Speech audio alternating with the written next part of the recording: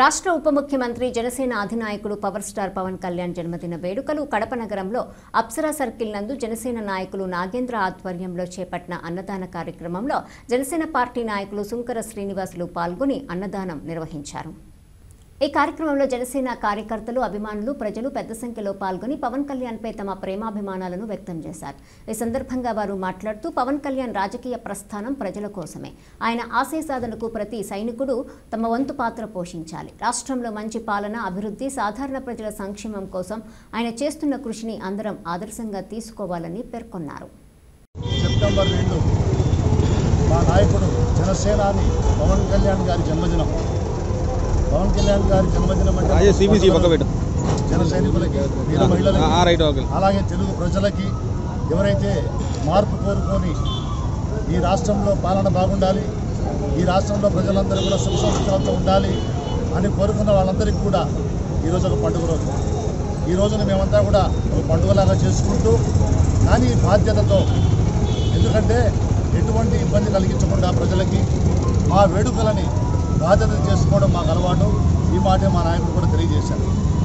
ఎందుకంటే ఇవాళ ఆయనకి పుట్టినరోజు జరుపుకోవడం ఇష్టం లేదు, ఆయన జరుపుకోరు కూడా.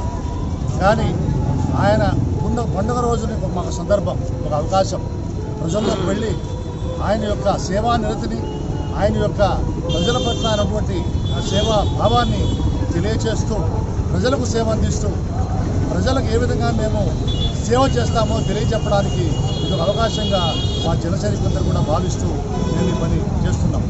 ఇవాళ ఇక్కడ ఉదయం మా నగరాధ్యక్షుడు ఓరెడ్డి నాగేంద్ర ఆధ్వర్యంలో ఇక్కడ అన్నదాన కార్యక్రమం అప్సరా థియేటర్ దగ్గర జరుగుతోంది. అలాగే ఈ రోజంతా కార్యక్రమాలు ఉంటున్నాయి. ఉదయం జిల్లా పార్టీ కార్యాలయంలో ఉదయం 10 గంటలకి కేక్ కటింగ్ కార్యక్రమంతో పాటుగా రక్తదాన శిబిరం కూడా ఏర్పాటు చేసుకున్నాం. ఆ తర్వాత మా నాయకుడు ఆదేశాల మేరకు ఆయన ఏ విధంగా చెప్పారో, ముఖ్యంగా ప్రభుత్వ ఆసుపత్రులకు వెళ్ళి రోగులకి బ్రెడ్లు, పళ్ళు పంచమని ఆయన ఆదేశించడం జరిగింది.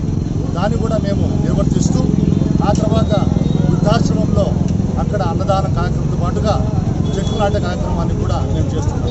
ఇవన్నీ కూడా పర్యావరణాన్ని కాపాడుకునే విధంగా ఆయన సిద్ధాంతాలు ఏవైతే ఉన్నాయో 7 సిద్ధాంతాలు, ఆ 7 సిద్ధాంతాలని ప్రజల్లోకి తీసుకెళ్లే విధంగా మా ప్రతి కార్యక్రమం ఉంటుంది, మా ప్రతి అడుగు ఉంటుంది.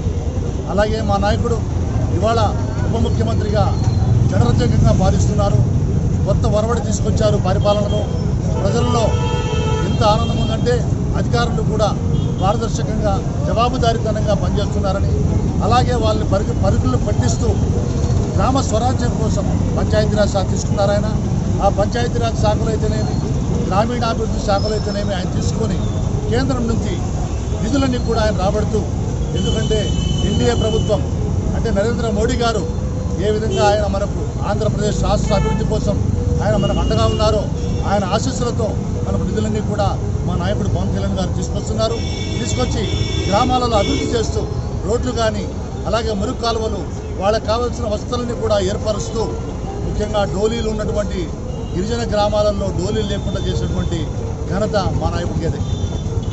అలాగే చాలా గ్రామాల్లో రోడ్లు కూడా లేవు, ఏజెన్సీ గ్రామాల్లో, అక్కడ కూడా రోడ్లు వేయిస్తూ ఆయన ప్రతి ఒక్కరికి పాలనలో ఫలాలు అందాలి, ప్రతి ఒక్కరు కూడా సంతోషంగా ఉండాలి, ఎవరు కూడా విద్యా వైద్యం కోసం ఎవరు అల్లాడకూడదు, వారికి అందకుండా అందరి ద్రాక్షలాగా ఉండకూడదు, అవన్నీ కూడా అందుబాటులో ఉండాలని అవన్నీ కూడా ఏర్పాటు చేస్తున్న ఘనత మా నాయకుడు ఉప ముఖ్యమంత్రి శ్రీ పవన్ కళ్యాణ్ గారు. అందుకే ఇవాళ ఆయన జన్మదినానికి సందర్భంగా పురస్కరించుకొని ఆయన పాలనలోని భవిష్యత్తు కూడా మొన్ననే వైజాగ్లో దిశానిర్దేశం చేశారు. ఆయన ఏ విధంగా ఈ 12 ఏళ్ల ప్రస్థానం జరిగింది. 12 ఏళ్ళు కష్టపడితే కానీ, ఈ 12 ఏళ్ళు మనమంతా కూడా నిలబడితే కానీ, అవమానాలు భరించి అలాగే నలిగి మనమంతా కూడా ప్రజల కోసం నిలబడ్డాం. ఎందుకంటే చాలామంది 2019లో అనుకున్నారు 2 చోట్ల ఓడిపోయాడు, ఇంకా వెళ్ళిపోతారు, పార్టీని మూసేస్తారని. కానీ ఒక్కవని ధైర్యంతో నిలబడి సాధించి, ప్రజల పక్షాన్ని నిలబడి గొంతుకును వినిపించి, అటువంటి అరాచక గత ప్రభుత్వమైన జగన్ ప్రభుత్వాన్ని, అరాచకమైనటువంటి అన్యాయమైనటువంటి అవినీతి ప్రభుత్వాన్ని గద్దె దించుతా అని ప్రతినపోని ఆయన యొక్క మాట నిలబెట్టుకున్నటువంటి మా నాయకుడు జనసేనాని శ్రీ పవన్ కళ్యాణ్ గారు. అలాగే భవిష్యత్తులో కూడా ఆయన మీరు అధికారం కావాలి, పదవులు కావాలి, డబ్బు ఆర్జన కావాలి అనుకుంటే మాత్రం జనసేన పార్టీ మీ పార్టీ కాదు. ఇక్కడ పదవులు వస్తాయి, ఆటోమేటిక్గా వస్తాయి, పని చేసుకుంటూ పోతుంది. అంతేగాని పదవులు కావాలి, ధనార్జన కావాలంటే మాత్రం జనసేన పార్టీ ఇక్కడ తావు లేదు అని ఖచ్చితంగా చెప్పడం జరిగింది. పవన్ కళ్యాణ్ గారి పుట్టినరోజు జనసేన అని, అదేవిధంగా ఆంధ్రప్రదేశ్ ప్రభుత్వం ఏర్పడిన తర్వాత మొదటి పుట్టినరోజు జరుపుకుంటున్నాం.